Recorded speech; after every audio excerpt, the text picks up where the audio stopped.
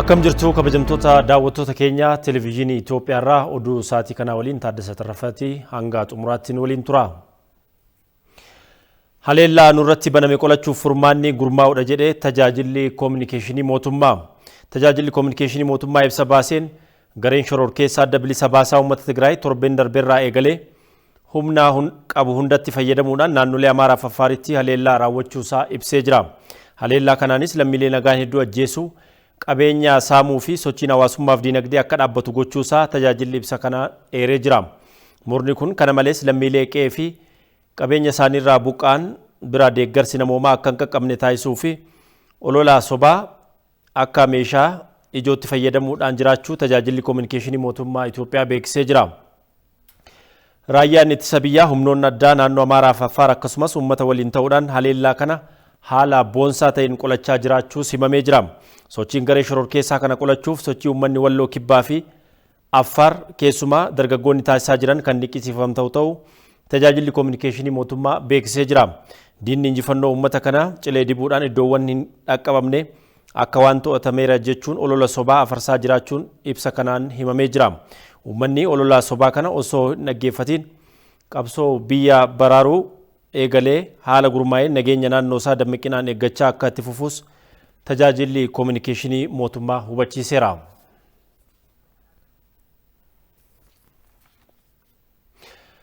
Diinni tooftaa waraanaa filateen kisaaraan guddaan irra gahaa jira jedhee ministeerri raayyaa ittisa biyyaa. Gareen shororkeessaa adda bilisa baasaa uummata Tigraay tooftaa waraanaa filateen kisaaraa guddaan irra gahaa jiraachuusaa daayirektoreetiin hariiroo uummataa raayyaa ittisa biyyaa beeksisee jira. Gareen kun uummata naannoo Tigraay daa'imman hanga maanguddootti waraanaaf kakaasuudhaan gama Walloo Marsaa fi Cifraatti garee isaa bobbaasee jira. Garichi abjuu biyya diiguu isaatiin oomisha qonnaan bulaa haamuu fi akkasumas qabeenya saamuun akkasumas barbadeessaa akka jiru raayyaan ittisa biyyaa beeksisee jira. Naannoo adda addaatti qaamoleen nageenyaa aarsaa kaffaluu fi deeggarsi hawaasaas cimee kan itti fufeera. Looteesseentonni garichaa 17 gara Daseef Kombolchaa seenanis to'annoo jala ooluusaa raayyaan ittisa biyyaa beeksisee jira. Diinicha dargaggoonni naannoo Amaaraa fi Affaar raayyaa ittisa biyyaa humnoota addaa fi milishoota addaa waliin ta'uudhaan ittisaa akka jiran raayyaan ittisa biyyaa ibsa ergeen beeksiseera.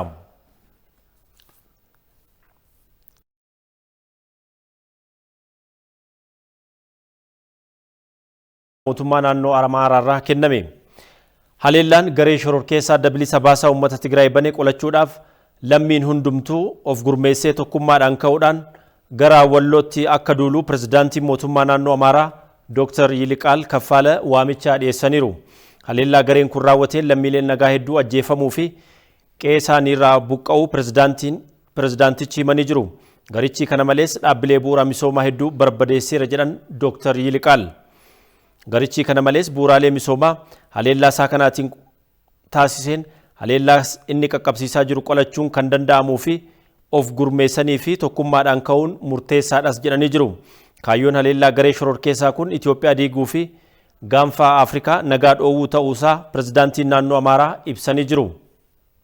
Qabsoon taasifamaa jirus kan Amaaraa fi naannoo Affaar qofa osoo hin taane kan Itoophiyaanota hundaatis jedhaniiru. Waamicha duula kanaatiin dura naannicha waameen bakkeewwan garagaraatti humna diinaa injifachuun danda'amus pirezidaantiin naannoo Amaaraa Dr. Yiliqaal Kaffaala himanii jiru. Yeroo dhiyoo asitti garuu humni diinaa uummata hedduu of duuba hiriirsuudhaan Dasee fi Kombolchaatti irratti xiyyeeffatee haleellaa raawwachaa jiraachaa akka jirus dubbatanii jiru. Haleellaa kana qolachuuf gootichi raayyaa ittisa biyyaa humni addaa naannoo Amaaraa faannoo fi milishaan uummata naannoo waliin ta'uudhaan haleellaa diinaa aggaamame kana qolachuun akka jiranis dubbatanii jiru. Yeroo uummanni biyyattii hundi tokkummaan ka'ee diina isaa biyyaa balleessuu qabus amma ta'uusaa pirezidaantiin naannoo Amaaraa Dr. Yiliqaal hubachiisaniiru. Uummanni naannoo Affaar magaalaa guddittii naannichaa Samaraatti hiriira bahuudhaan gocha garjabinaa garee shororkeessaa adda bilisa baasaa uummata Tigraay lammiilee nagaa irratti raawwataa jiru balaaleffatan. Itoophiyaan fedhii namoota dhuunfaatiin hin diigamtu kan jedhan jiraattonni naannoo Affaar hanga murni shororkeessaa adda bilisa baasaa uummata Tigraay kun dhabamutti raayyaa ittisa biyyaa cinaa dhaabbachuudhaan birmadummaa biyyaa kabachiisuudhaaf aarsaa barbaachisu hunda ni kaffallaa jedhanii jiru. Yaada isaanii Abdul Nasir Jamal qindeesseera.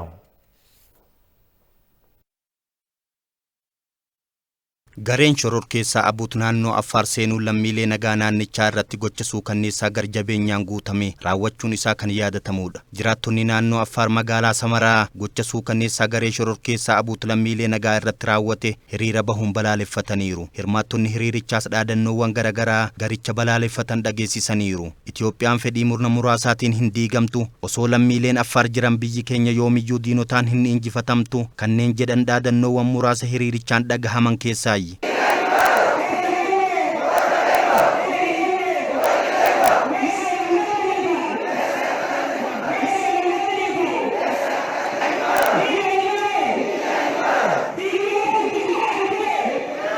Hiriira kanarratti kan argaman itti waamamaan mootummaa naannoo Affaar damee siyaasaa obbo Isee Adam gocha badii gareen shororkeessaa Abuut Itoophiyaa diiguuf qabate qolachuun biyyattii balarraa baraaruu qabna jedhan.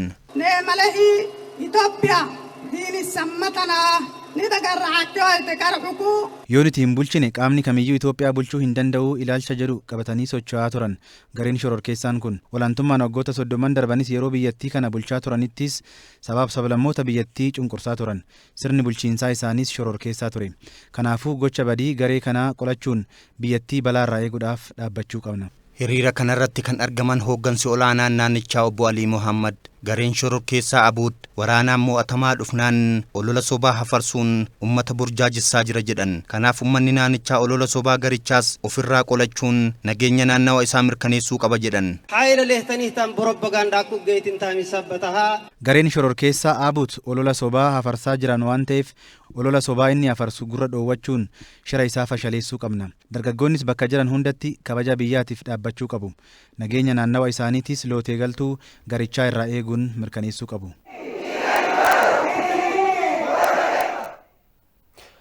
Itoophiyaan galaana diimaa irratti humna galaanarraa ijaarrachuudhaaf sochiin eegaltee naannoo gaanfa Afrikaa irratti olaantummaa siyaasaa ishii kan eegsisu waan ta'eef yeroo ammaa kana ilkaan biyyoota lixaa keessaa seenuu ishiitu himama. Biyyoonni lixaa tattaaffiin isaan mootummaa ergamtuu uummataa taasisuuf waan isaan hin milkoofneefis dhiibbaa karaa miidiyaalee isaanii taasisuu fi doorsisa isaanii cimsanii itti fufanii jiru. Dabalata qabna. Miidiyaaleen biyyoota Awurooppaa hedduun isaanii yeroo dhiyootti as Itoophiyaa irratti doorsisa garaagaraa dabarsaa jiru. Biyyoonni Awurooppaa kun biyyoota kaayyoo fi fedha isaanii hin kabajne maqaa dimokiraasii hojiirra oolchina jedhuun biyyoota baay'ee diigaa turanii jiru. Yeroo ammaa kanas falaasama isaanii niyooliberaalizim fayyadamuudhaan adeemsa keenyaan alatti deemtu jechuudhaan biyyoota ofii hin feene irratti dhiibbaa qaqqabsiisuuf adeemaa jiru. Itoophiyaa waliin wal qabatees Itoophiyaan maaliif galaana diimaa irratti fayyadamtee olaantummaa gaanfa Afrikaa to'atti yaada jedhuun biyyoonni Awurooppaa kun Itoophiyaa irratti dhiibbaa geessisuuf yaaliitti jiru. Biyyoonni Awurooppaa fi biyyoonni lixaa kun daangaa fi argama galaana diimaa kanarraati fedhii siyaasaaf diinagdee guddaa qabu waan ta'eef Itoophiyaan siyaasa galaana diimaa irratti akka fayyadamtuu fi qooda qabaattu hin barbaadani. Biyyoonni kun olaantummaa Masrii eegsisuudhaaf bo'oo Suez Kanaal yaaddoo tokko malee itti fayyadamuu fi olaantummaan to'achuuf yaada qaban Itoophiyaa galaana diimaa irratti shakkanii jiru. Boba'aan biyyoota Arabaan hedduun isaa gabaa addunyaatiif kan dhiyaatu galaana diimaa kanarraatiin darba waan ta'eefis biyyoonni Awurooppaa kunneen naannoo kana eenyumtuu akka hin geenye fedhii isaaniiti. Itoophiyaanis ilkaan biyyoota Awurooppaa kana keessa akka seentu kan taasises galaana diimaa kanarratti kan argamu daandii sararaa Baab Elmandaa jedhamu kana Itoophiyaan biyyoota gaanfa Afrikaa gurmeessitee qabeenyaa fi iddoo murteessaa galaana diimaa kana kabachiisuu fi itti fayyadamuuf yaaluu ishee akka ta'e himamaa jira. Itoophiyaan humna galaanarraa ishee haaromsitee iddoo murteessaa galaana diimaa kana biyyoota galaana diimaa daangessan Soomaaliyaa, Jabuutii fi Eertiraa qabattee waan kaateef biyyoonni Awurooppaa kun Itoophiyaa irratti dhiibbaa geessisuuf yaaliitti jiru. Itoophiyaan galaana diimaa kanarratti daandii murteessaa ta'e Baab Elmandaa jedhamu kana yoo biyyoota gaanfa Afrikaa kana waliin taate galaana kana to'atte akkuma Masrii fi Israa'el biyya iddoo tarsiimoo ofii murteessaa qabattee sadaffaa taati.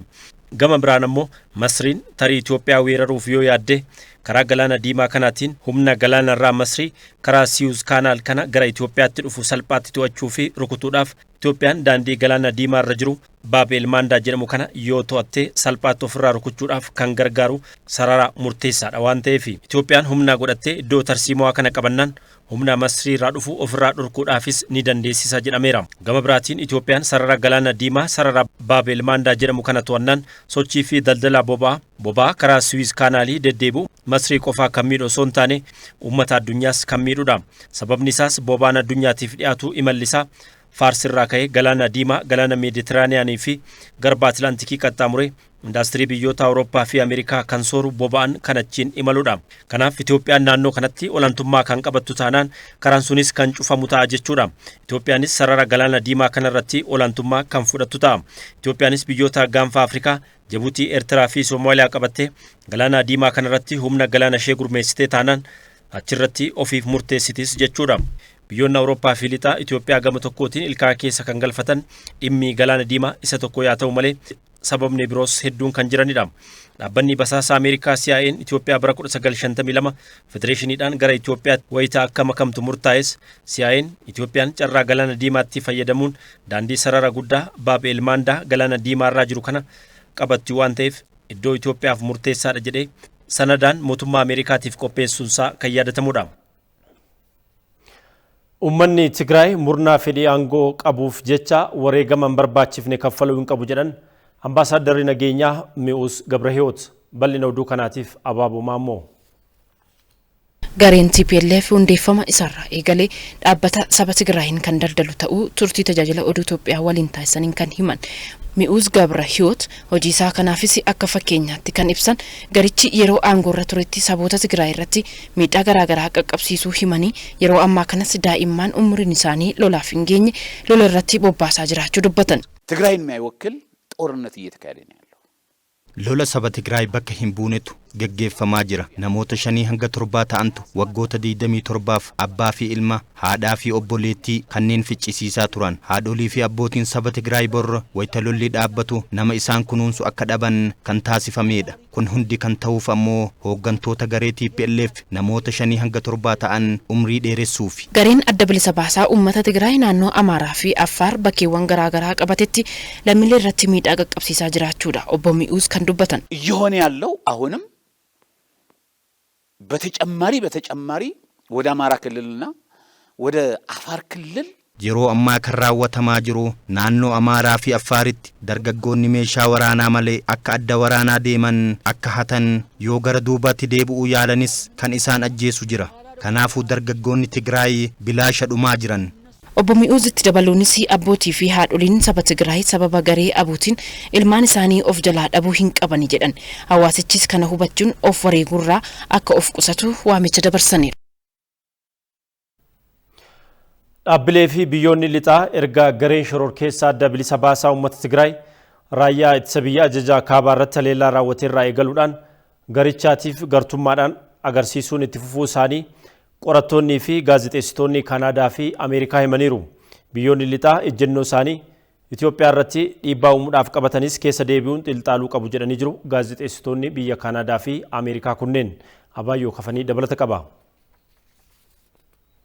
Profeesar Anfits Gerald gaanfa Afrikaatti qorattuu dhimmoota nageenyaati. Dhaabbilee gaanfa Afrikaatti argamanii waliin ta'uun dhimmoota nageenyaa Suudaan Kibbaa, Yuugaandaa, Soomaaliyaa fi Itoophiyaa irratti hojiilee qorannoo hojjetaniiru. Dhimma nageenyaa wayitaa'oo Itoophiyaa irratti turtii raadiyoo VOA waliin taasisaniin morni shororkeessa TPLF tamsaasa olola sobaan dandeettii olaanaa akka qabu ibsiteerti. Gabaasa odeeffannoo sobaaf yeroo dheeraaf saaxilamneeti kan jirru. Dhuma baraa warra Awurooppaanotaa 1930 haala Jarmanitti ture fudhachuu dandeenya. Amma immoo gabaasni sobaa toora marsariitii dijitaalaan deeggaramee siif dhiyaata. Ololli sobaa riphee loltootaaf baay'ee barbaachisaadha.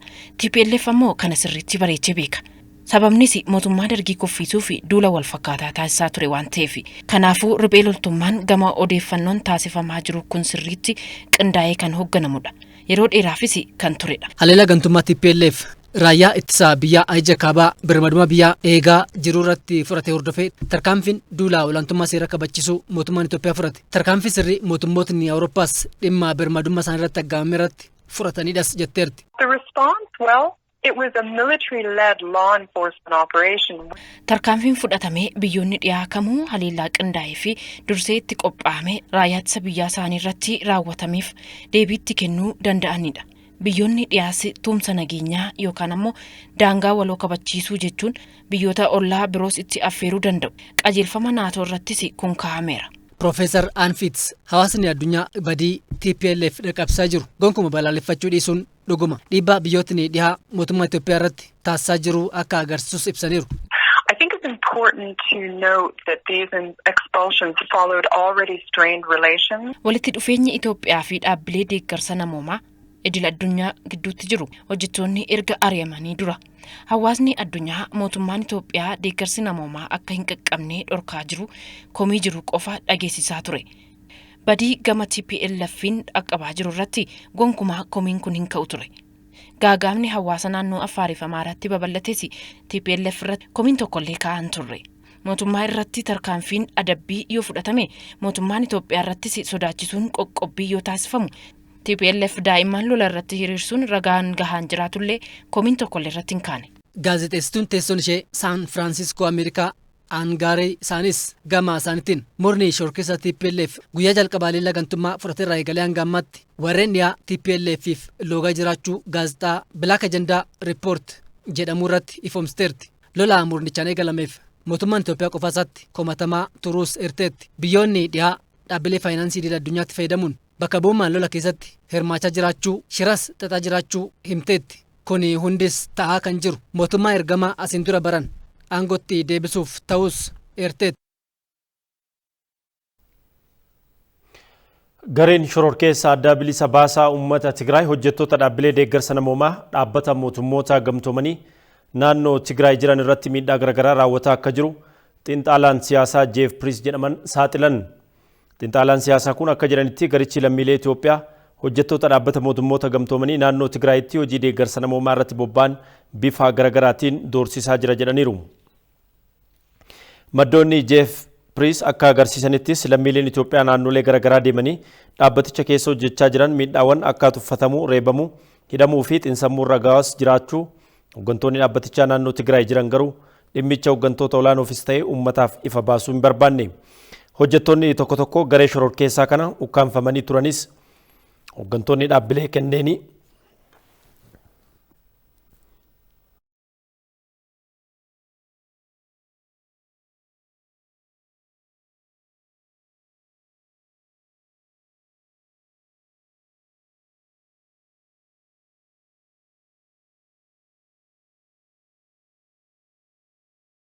Nuuf kolchaa jennaa daawwattoota keenya hojjettoonni tokko tokko garee shororkeessaa kanaan ukkaanfamanii turanis hooggantoonni dhaabbilee kanneen dhimmicha saaxiluurraa callisanii bira darbuu filataniiru jedha. Barreeffamni xiinxalaa siyaasaa Jeef Priis dhimma keessoo biyya keessaa seenuun garee shororkeessaa TPLF deeggarsa taasisaa kan turan hojjettoonni dhaabbata mootummoota gamtoomanii torba shira dhaabbatichaa Itoophiyaa irratti raawwachaa jiruuf agarsiiftuudha jedhanii jiru xiinxalaan siyaasaa kun.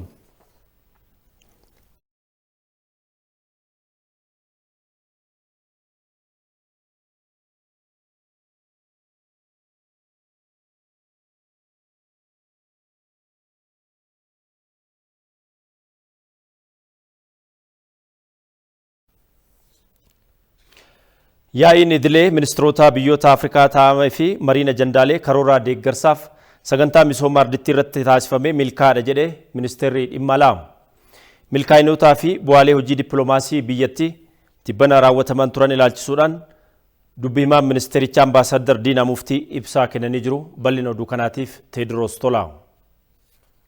Ministeerri dhimma alaa Itoophiyaa hojiilee tibba darbanii ilaalchisuun ibsa idilee kenneen dhiibbaanii fi rakkooleen hedduun biyyattii irratti alaaf keessaa jiraatanis garuu hojiileen dippiloomaasii hojjetan milkaa'aa ta'uusaa beeksise. Dubbii himaan ministeerichaa ambaasaddar Diinaa Muftii ibsa idilee miidiyaalee biyya keessaatiif alaatiif kennaniin milkii bu'aa filannootiin boodatti sirna muudama muummicha ministeera Abiy Ahimadiif biyyootni hedduun deeggarsaaf hawwii gaarii qaban ibsaniifiiru jedhan. Sadarkaa ministeera muummee itti aanaa fi ministeera dhimma alaattis biyyoonni hedduun gita isaanii Dammaqaa Mokonniniif kabajaa qaban akkasumas milkaa'ina sirna hundeeffama mootummaa biyyattiitiif deeggarsa dhiyeessaniiru himan ambaasaddar Diinaan. Mootummaan Itoophiyaa keessatti haaraan dhaabbate kabajanii deebi'anii jiran jechuudha. Gara alaatiin muummicha ministeeraatii fi biyyoonni adda addaa ibsa gammaduu isaanii fedhii gaarii isaanii ibsaa turanii biyyoonni kun Poolaand, Beeljiyeem, Suudaan Kibbaa, Eertiraa, Omaan, Kwataar, Ruusiyaa, Jibuutii, Chaayinaa, Ruusiyaa, Ruwaandaa, Jarman, Kooriyaa Kibbaa, Fiinlaandii, Veenzoolaa biyyoota fakkaatu jechuudha. Biyyoonni biraas amma fedhii isaanii fedhii gammachuu erguu itti fufanii jiran jechuudha. Yaa'in idilee ministeerota biyyoota Afrikaa taames dhimmoota dantaa biyyoota ardichaa irratti mari'achuun milkaa'aa turuu ibsan ambaasaaddarichi. Walga'iin ministeerota hajaa alaa 39ffaa Afrikaa magaalaa kanatti deemee ture. Akkuma beektan kana dura walga'iinsi akkasii qaamaan asitti hin taane ture. Maaliif koronaan kana waa'ee dhoorgeef baay'ee virtually ta'aa ture. Garuu dheengaddaa magaalaan Finfinnee walga'iinsa ministeerota Afrikaa kana keessummeessuudhaaf milkooftee jirti. Achirrattillee haala biyya Itoophiyaa keessa jiru. Itoophiyaan nagaaf akkamitti akka hojjetaa akka jirtu. Filannoo jahaffaa Itoophiyaa laaluudhaaf Afrikaan nama ergee laalee deebi'uudhaaf galata qabnu hunda ibsameefii jira jechuudha. Milkaa'inootni gama dippiloomaasiin argamanis danuu ta'uu kan kaasan ambaasaaddar Diinan ga'umsa dippiloomaatota biyyattii fooyyessuudhaafis leenjiin gahaan kennamuu eeraniiru. Mariin bilbilaa ministeera dhimma alaa Sloveeniyaa kan ministeerota dhimma alaa Awurooppaatiif dura taa'ummaan tajaajilaniif haala deeggarsa namoomaa kaaba Itoophiyaa irratti tarkaanfii achitti fudhatame gocha badii gareen shororkeessaa TPLF geechisaa jiruu fi dhimma tarkaanfii hooggantoota UN Itoophiyaan ofirraa ariite ilaalchisuunis ibsi gahaan kennamuus eeran dubbii himichi ambaasaaddar Diinan. Daarikteera dhimma Afrikaa wajjinis haasaa godhanii jiru. Ministeera hajaa gala Sloveeniyaa wajjinis haala biyya keessa jiru ibsaniifii jiran jechuudha. Karaa kanaan hojiin baay'een adda addaa hojjetamaa ture. Dhimmoota ardichaa ilaalchisuun raawwatamaniinis karoorri deeggarsaa fi sagantaalee misoomaa ardattii kan bara 2021-22 dhiyaate irratti mari'atamuus dubbatan. Warroonni Afrikaa bakka bu'anii biyya biraa keessatti dhaabbata biraa keessatti dorgoman akkamitti akka milkaa'uu danda'an. Kanaaf kana kan fakkaatu irratti akka gaariidhaan haarawee guyyaa 2 keessatti milkiidhaan xumuramee jechuudha. Hojiileen gama diinagdeetiin investimentii Jibuutii waliin ta'u akkasumas imbaasiin Itoophiyaa Landan jiru immoo deeggarsa hidha haaromsa guddicha Itoophiyaatiif sagantaa irbaataa paawundii 1,000 qopheessuun galiin walitti qabamuunis ibsameera. Investoroonni immoo Afrikaa Jibuutii keessa jiran qabeenya loonii Itoophiyaan qabdu irratti akkamitti akka investii godhanis laaluudhaaf dhufanii mari'atanii akka gaariidhaan xumuranii deebi'an jechuudha.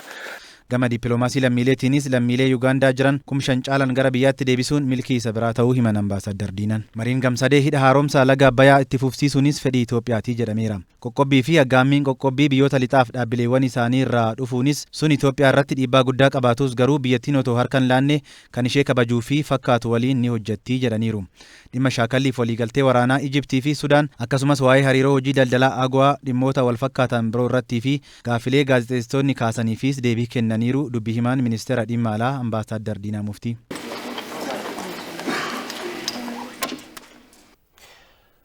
Waajjirri dhimma dubartootaa daa'immanii fi dargaggoota godina Iluu Abbaaboor baatii gannaa darbetti dargaggoota tola ooltummaatiin 200,000 olii hirmaachisuudhaan hojii tola ooltummaa garaagaraa birrii miliyoona 92 olitti tilmaamu hojjetuusaa beeksiseera.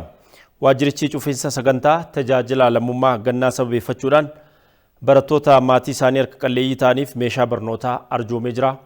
Gabaasa waajjira dhimmoota kominikeeshinii mootummaa godina Iluu Abbaabooriif Abaayyoo Kafanii. Godina Iluu Abaabooritti ji'oota gannaa 3 darbanitti sagantaawwan gurguddoo jalatti hojiiwwan tola ooltummaa gosa garaagaraa 30 olii milkaa'ina gaariin xumurameera. Milkaa'ina hojii tola ooltummaa gannaa darbe kanaatiif tola ooltonni gumaacha olaanaa taasisuu itti gaafatamtuun waajjira dhimma dubartoota daa'immanii fi dargaggoota godina Iluu Abbaaboor Aadde Zaaraa Ahmed himaniiru. Egaa hojii kanaan kan sagantaa gannaa kanaan gosoota hojii 30 sagantaa 6 keessatti karoorfanne dargaggootaaf dubartoota 203 hirmaachisuudhaan hawaasa 991 fayyadamaa taasisuuf baasii mootummaa immoo miliyoona 77 baasii mootummaa hir'isuudhaaf hin hojjennee karoorfannee jira. Kanaaf duula ji'a 3 kana keessatti hojjetamaa tureedhaan sagantaa akka karooraatti qabannee ja'anu parsantaa 100 raawwannee jirra. Gosoota hojii 30 qabanne kana gosa hojii 33 raawwanne qarshiidhaan yeroo tilmaamamu hojiin kun miliyoona 92 kan tilmaamamu baasii mootummaa hir'ateera. Sagantaa beekamtii kennuuf qophaa'e kanarratti aanaalee godina Iluu Abbaaboor hojii tajaajila lammummaatiin milkaa'ina gaarii argamsaniif badhaasni kennameera. Qooda fudhattootni tokko milkaa'inni gaariin argamuu himaniiru. Hojiin waaqa fuulduratti jaallatamaa ta'e, seera fuulduratti jaallatamaa ta'e, hawaasa fuulduratti illee fudhatamaa qabu waan ta'eef namni nama deeggaruu isaatiif ga'aa waan ta'eef waggaa guutuutti fufaa ta'uunsaa anaaf gammachuu guddaadha. Fi yeroo hundumaa warroota deeggarsa barbaadan kana waggaa guutuu deeggaruu qabnaa. Deeggaruuf illee qophaa'uu ta'uu keenya beeksisna. Hojii gannaa kanaan immoo mana 28 ijaarreetu jirra waan ta'eef gosoota hojii garaagaraa meeshaalee midhaan nyaataatiin wal qabatee meeshaalee barnootaatiin wal qabatee tilmaama qarshii miliyoona 8.7 ol ta'uun akka magaalaa keenyaatti ganna kana hojii ji'oota 3 kanaan hojjenneen uummata keenya sadarkaadhaan jiru fayyadamaa taasisneetu jirra jechuudha. Deeggarsi taasifame kunillee qulqullina barnootaa keessatti gahee olaanaa qaba. Isumaayyuu immoo yeroo ijaarsa mootummaa kana keessatti nuti waliif jirra, nuti waliif gaachana karaa jedhuudhaan namni nama deeggaruudhaaf nama ta'uunsaa qofti gahaadha waan ta'eef ijoollee harka qalleeyyii deeggaruu caalaa wanti nama gammachiisu. Hojii tola ooltummaa yeroo bonaas itti fufsiisuuf qophii ta'uu himaniiru. Hojii bonaatti hojiin wal qabatee hojiin sagantaan 6 fi hojii gosa 30 ammas nuu kennameeti kan jiru.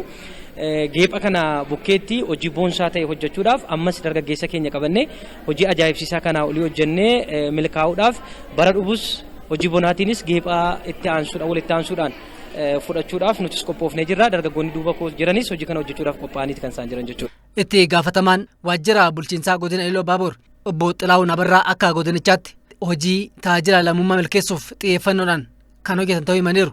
Tajaajila lammummaa yeroo bonaa hojjetamuufis deeggarsa barbaachisu kan taasisan ta'us dubbataniiru. Kanaan dura hojiin kenna tajaajila lammummaadha ganna qofa hojjetamee kan dhaabbatu ture amma garuu labsiin deeggaramee hojii waggaa guutuu hojjetamudha. Kanaaf hojiin kun waggaa kana guutuu karooraan hoogganamee kan itti fufuu ta'a jechuudha. Godinichatti hojiin tajaajila lammummaa tibba bonaa hojjetamu onkololees kan eegalu ta'uu waajjirri dhimma dubartoota daa'immanii fi dargaggoota godinichaa beeksiseera. Daawwataa kan jirtan televezyiinii Itoophiyaatii gara oduu maddeen biyya alaarraa argannetti dabarra. Sudaanitti lammiileen mormiif bahan kaabineen mootummaa amma jiru akka diigamu